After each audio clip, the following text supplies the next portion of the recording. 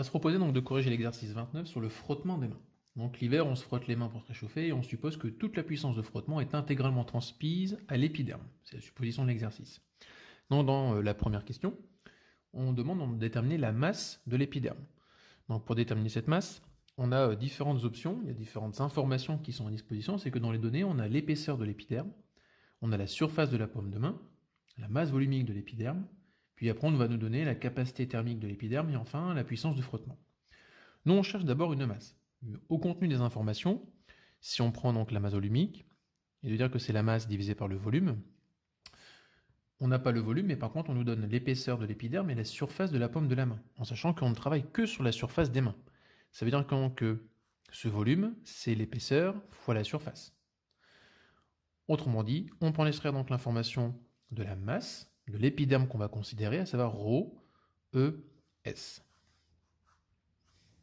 Alors si on fait l'application numérique, on obtient une masse qui vaut environ 15 grammes. Donc par la suite, en question 2, donc si on considère que l'épiderme est un système fermé, on détermine donc l'élévation de température. Donc ce qu'on veut, c'est déterminer le delta T. Lorsque on se frotte les mains et que toute la puissance est transmise intégralement à l'épiderme pendant un frottement de 60 secondes et commenter la valeur obtenue. Pour ça, on va donc considérer qu'on est sur un système fermé. Qui dit système fermé, donc va impliquer qu'on travaille sur une variation d'énergie interne nulle. Vu qu'on travaille sur une variation d'énergie interne nulle et que cette variation d'énergie interne, selon le premier principe, c'est Q plus W, on va donc être amené à résoudre en fait ce système, enfin tout au moins cette équation. Donc l'énergie sera égale à moins Q, ou en équivalent que moins le travail sera Q en termes donc d'énergie échangée. On sait que par contre, justement, cette énergie échangée de chaleur, cette quantité de chaleur tout au moins, c'est la masse qui multiplie la capacité thermique massique, qui multiplie le delta T. Et justement, c'est l'information que nous on recherche. On sait aussi que le travail, autrement dit l'énergie, qui est dispensée par le frottement, et là on parle bien d'un travail, est reliée par la relation donc d'une puissance divisée par le temps. On a les deux informations, et si on les met effectivement en lien, on s'aperçoit que la masse fois C delta T est égal à moins P et le temps. Donc, on va donc avoir que C est égal à moins P sur... Pardon, delta T, c'est le delta T qu'on recherche aujourd'hui, moins P T MC. On en fait l'application numérique et on obtient que la variation de température vaut donc moins 5,32 10-3 Kelvin. Du coup, donc à commenter la valeur obtenue. Alors déjà, c'est une valeur qui est extrêmement faible. Donc compte tenu finalement donc, de la capacité thermique, de la masse volumique, de l'épaisseur, effectivement, ça représente très très peu en changement de température. Et donc si par contre on regarde un petit peu le travail qu'on a effectué, on a un problème puisqu'on cherche donc à faire un réchauffement de l'épiderme et on a une variation de température qui est négative. Donc se pose alors deux questions.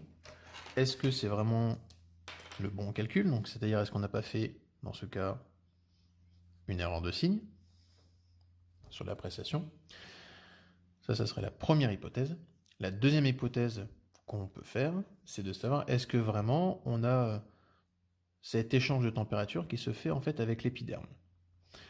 Alors à tout état de cause, on va revoir ici notre système nous, de transmission énergétique.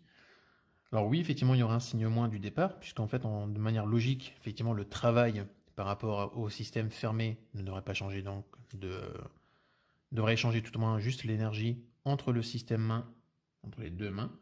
Mais ça veut dire aussi qu'on oublie donc de travailler sur l'échange total d'intégration de transmission, et que donc à la transmission, tout ce qu'on a fait ici devrait porter une valeur, normalement, positive.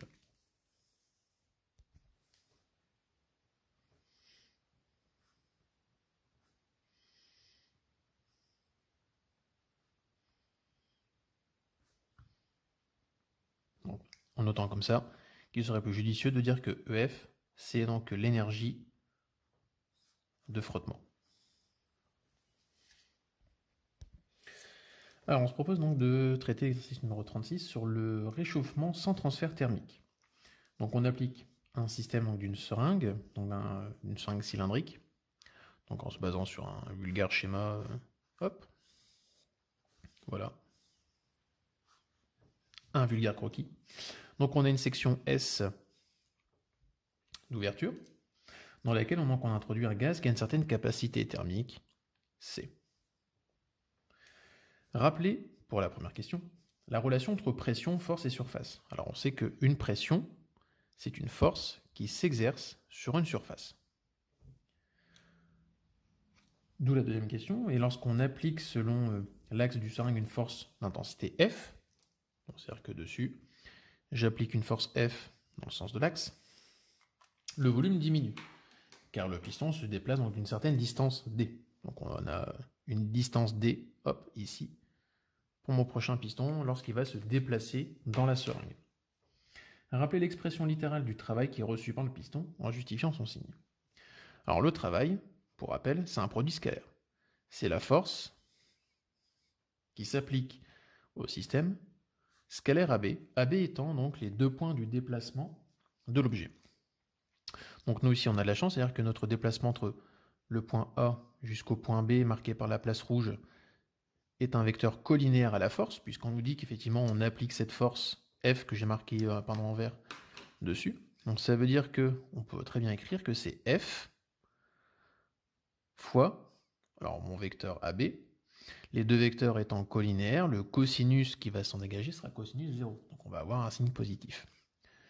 Donc en tout état de cause, si maintenant on l'applique à nos systèmes, ce n'est pas AB que l'on considère, c'est un déplacement D. Donc on va avoir une force F que multiplie D. On a une valeur qui est positive parce qu'on a une force qui est motrice, c'est-à-dire que on donne de la force au système.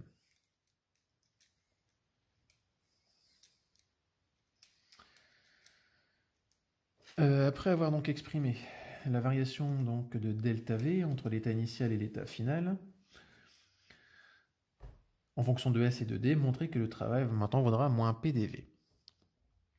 Delta V, c'est la variation de volume. Mais attention, la variation va diminuer. Donc comme elle va diminuer, on sait qu'on va donc avoir moins, pour marquer cette diminution, à traiter. Le volume n'a pas changé de section, puisqu'on est sur un cylindre, donc on va avoir S, fois donc le volume ici, qui est considéré en rouge, marqué, hein, c'est-à-dire c'est mon delta V, c'est lui ici, tac, ça, à l'intérieur de mon cylindre. Donc, puisque j'ai perdu, j'ai moins S, D. Maintenant que j'ai exprimé ce delta V, je vais pouvoir donc l'injecter dans la formule du dessus, en sachant très bien que le travail du départ, on l'a exprimé avec la force, et donc c'était la pression avec la surface. Donc on avait une pression qui multiplie une surface, qui multiplie maintenant D, si on fait le lien de ces deux formules. SD, on vient d'exprimer par rapport à delta, mais comme on a une diminution de volume, on a un travail qui vaut moins P delta V.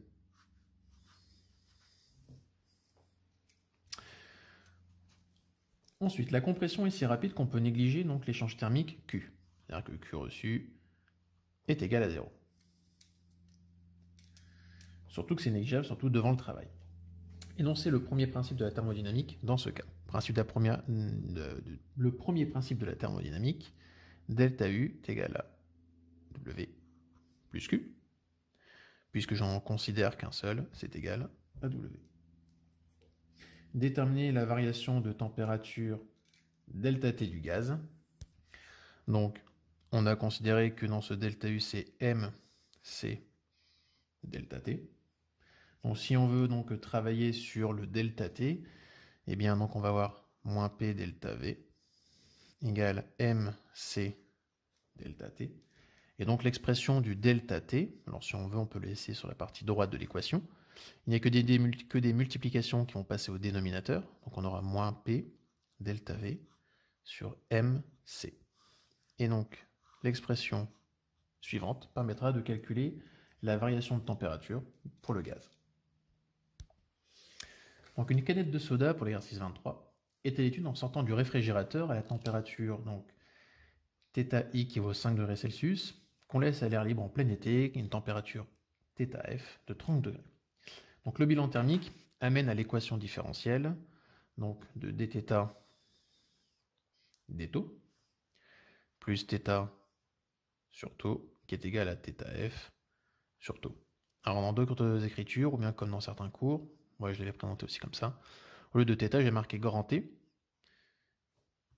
bon, ici c'est petit t pour le temps, pour avoir dt plus t sur tau est égal à tf sur tau. D'accord? Alors le grand T ou θ, c'est la même notation pour la température. Alors peut-être est-il plus judicieux effectivement de prendre θ pour éviter les confusions entre grand T et petit t qui lui symbolisera le temps. D'accord? Et θ, ici, c'est la température.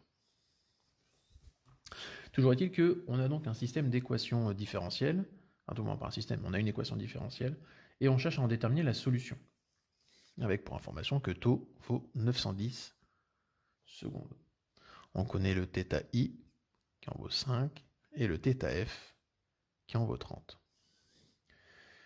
Solution d'une équation différentielle de premier ordre comme celle-ci, c'est-à-dire qu'on va chercher donc θ qui sera de la forme a exponentielle en t sur tau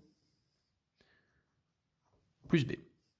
Donc, comme la démarche qu'on a déjà fait sur le condensateur, également aussi sur la partie de radioactivité, ou même aussi de mécanique, on arrive donc à exprimer les dérivées par rapport au temps, qui vont donc donner moins a sur tau d'exponentielle moins t sur tau.